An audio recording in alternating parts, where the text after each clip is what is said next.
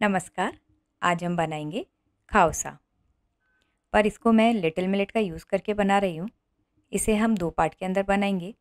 एक के अंदर हम सूप बनाएंगे और दूसरे पार्ट के अंदर हम मिलेट से नूडल्स और पापड़ी बनाएंगे। इसे बनाने के लिए मैं यहाँ पर किसी भी पैक्ड नूडल्स का या किसी भी चीज़ का उपयोग नहीं कर रही हूँ। हाँ, और साथ ही एक बात और बता दूँ, मैंने ये डिश अपने घर में बनाई तो मेरे हस्बैंड और बच्चों ने इसे खाया और ये नहीं कहा कि ये बहुत स्वादिष्ट है, बल्कि ये कहा कि माँ, इसे आप जल्दी से दोबारा बनाना।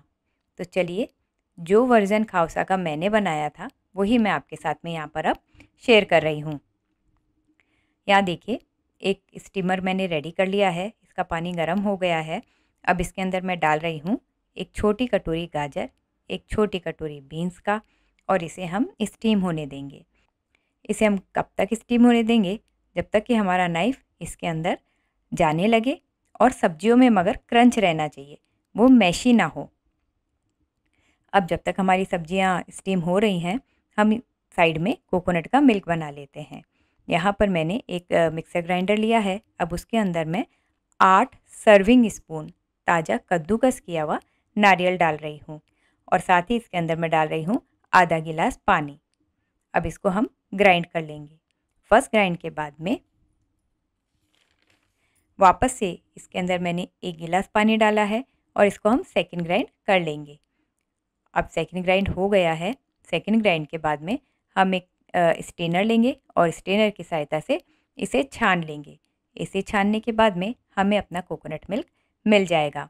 ये कोकोनट मिल्क को मैं सेकंड टाइम प्रोसेस वापस रिपीट नहीं कर रही हूँ, क्योंकि इसके अंदर कोकोनट मिल्क गाढ़ा होता है तो बहुत टेस्टी लगता है। अब चलिए अपनी सब्जियां चेक कर लेते हैं। ये देखिए, सब्जियां एकदम तैयार है। अब यहाँ पर मैं इसके अंदर एक छोटी कटोरी मशरूम का डाल रही हूँ और उसे हम 2 से 4 मिनट के लिए स्टीम कर लेंगे। अब ये देखिए, ये स्टीम हो गया है और हमारी सब्जियां एकदम रेडी है। अब हम एक कढ़ाई लेंगे और उसे गर्म होने देंगे। उसके गर्म होने पर उसके अंदर करीब आधा कटोरी अनियन का हम डाल लेंगे। अनियन के साथ में ही यहाँ पर मैंने 4 से 5 लहसुन की कलियाँ भी डाली हैं और 2 बड़े चम्मच काजू के और 2 बड़ा चम्मच मेलन सीड्स यानी कि खरबूजे के बीज डाले हैं। इन सभी को हम चमचे की सहायता से उलट पुलट करके सेक लेंगे। अब देखिए, 2 से 3 मिनट में ही ये सीख जाते हैं आसानी से। इनके सीखने के बाद में इन्हें हम एक प्लेट के अंदर निकाल लेंगे और ठंडा कर लेंगे। अब इसी कढ़ाई के अंदर हम डाल देंगे 1 चम्मच ऑयल का और इसके अंदर डाल देंगे आधा कटोरी कटी हुई अनियन यानी कि प्याज, और इसे हम भून लेंगे जब तक कि इन प्याज का थोड़ा सा कलर चेंज ना हो जाए और ये सॉफ्ट ना हो जाए। अब जब ये हमारी प्याज भून गई है तो इसके अंदर हम बाकी की हमारी जो बॉइल्ड वेजिटेबल्स हैं ना, वो डाल लेंगे और 1 से 2 मिनट के लिए इन्हें भी हम भून लेंगे ताकि इनमें हल्का सा क्रिस्प आ जाए। अब इन सब्जियों के अंदर भी हम 1 टीस्पून नमक और आधा छोटा चम्मच काली मिर्च का डाल के और भून लेंगे, और भूनने के बाद में गैस बंद कर देंगे। अब वो जो काजू वाले इंग्रेडिएंट हमने भुने थे ना, वो ठंडे हो गए हैं। उन्हें हम एक मिक्सर में डाल देंगे और साथ ही उसके अंदर एक हरी मिर्ची मैं डाल रही हूँ, और इसके अंदर हम एक 1/4 कटोरी पानी डाल लेंगे और उसका एक पेस्ट बना लेंगे। ये देखिए, ये एकदम फाइन पेस्ट तैयार है। अब इसे हम एक कढ़ाई लेंगे और उस कढ़ाई के अंदर इस पेस्ट को हम डाल देंगे। अब 2-3 टेबल स्पून पानी डाल करके इस जार में से इस निकाल लेंगे, ताकि जो भी इसके साइड में जो भी हमारा मटेरियल रह जाता है वो भी निकल आए। अब इसी के साथ में मैं यहाँ पर 2 टेबल स्पून पानी के अंदर 2 टेबल स्पून सत्तू को घोलकर और इसके अंदर मिला रही हूँ। वैसे लोग बेसन डालते हैं, पर ये मैं यहाँ सत्तू का यूज़ कर रही हूँ ताकि ये हेल्दी बने और फिलिंग भी रहे। अब इसे हम चमचे की सहायता से या विस्कर की सहायता से, जिससे भी हो, उससे लगातार चलाते रहेंगे ताकि इसके जितने भी लम्स हैं वो निकल जाएं। अब वह पानी जिसमें हमने सब्जियां स्टीम करी थी उसे भी इसमें मिक्स कर देंगे। वो वेजिटेबल स्टॉक है, उसे मिलाना ज़रूरी है, नहीं तो नारियल के दूध का स्वाद ज़्यादा आएगा। वो भी सूप का एक इम्पॉर्टेंट इंग्रेडिएंट है। अब इसे 2 से 3 मिनट के लिए हम ढककर पका लेंगे। अब देखिए ये हमारा तैयार है। अब इसके अंदर हम अपनी जो सब्जियां हमने भुनी थी ना वो डाल देंगे, और सब्जियां डालने के साथ ही इसके अंदर कोकोनट मिल्क भी मिला देंगे, और साथ ही मिला देंगे आधा चम्मच सॉल्ट का और आधा चम्मच काली मिर्च का, और इन सभी इंग्रेडिएंट को अच्छे से मिक्स कर लेंगे। अब तैयार है हमारा सूप। अब नेक्स्ट स्टेप में हम बनाएंगे मिलेट नूडल्स और पापड़ी, और दोनों ही चीज़ें हम लिटिल मिलेट का यूज़ करके बनाएंगे। इसके लिए ये मैंने 2 छोटी कटोरी लिटिल मिलेट को रात में ही भिगो दिया था। अब इसका पानी हम स्ट्रेन कर लेंगे एक चाय छानने की चलनी की सहायता से। इस पानी को फेंके नहीं, बाद में इसको हम सूप में ही डाल लेंगे। अब हम एक मिक्सर ग्राइंडर लेंगे और उसके अंदर ये सारे मिलेट ट्रांसफ़र कर देंगे और ग्राइंड कर लेंगे। मगर ग्राइंड करने के अंदर ये ध्यान रखें कि इसके अंदर हमें कोई भी पानी नहीं मिलाना है। ये बिना पानी के ही बहुत ही फाइन पेस्ट बनकर तैयार हो जाएगा। ये देखिए एकदम फाइन पेस्ट बनकर तैयार है। अब हम एक कढ़ाई लेंगे और उसमें एक आधी छोटी कटोरी पानी को डाल देंगे, और उसके साथ ही डाल देंगे यह मिलेट का पेस्ट, और जार के अंदर हाफ गिलास पानी डाल के और उसको हिला लेंगे ताकि इसके साइड वगैरह में अगर कोई भी हमारा पेस्ट लगा रह गया है तो वो भी निकल आएगा, और इस पानी को भी हम मिला देंगे। अब इसमें मैं डाल रही हूँ आधा छोटी चम्मच सॉल्ट, आधा छोटी चम्मच काली मिर्च पाउडर। अब इसे एक चमचे की सहायता से हम चलाते रहेंगे।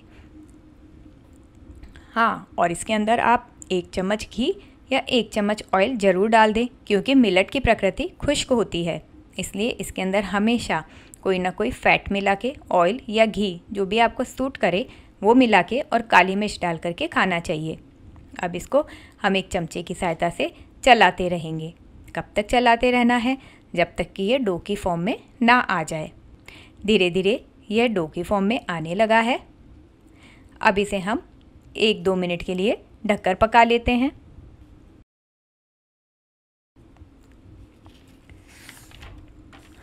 अब ये देखिए बनकर तैयार है।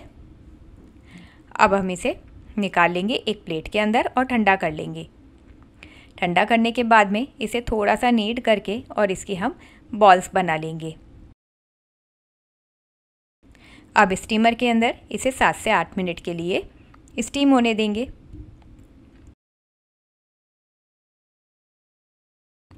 ये देखिए ये स्टीम होकर के 7 से 8 मिनट हो गए हैं, और ये स्टीम होकर के ये हमारा मिलेट एकदम तैयार है।